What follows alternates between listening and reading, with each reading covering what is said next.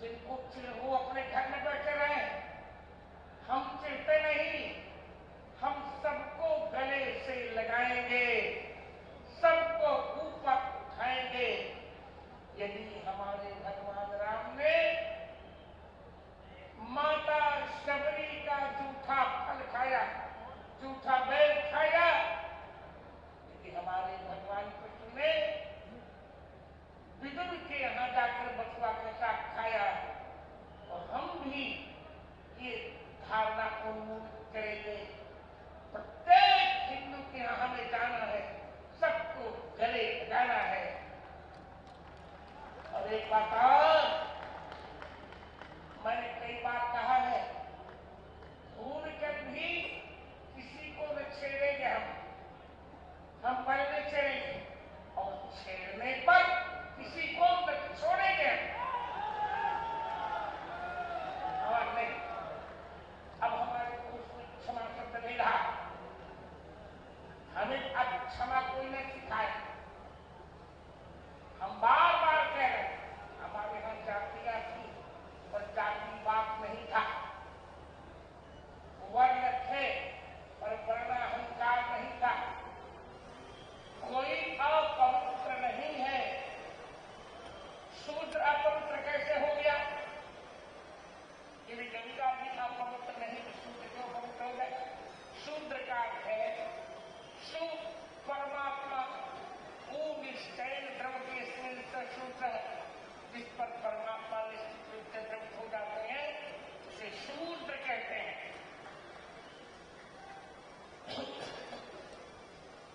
मैंने स्वयं ने जब 1957 में 14 जनवरी को पहली बार रामायण संस्कृत किया,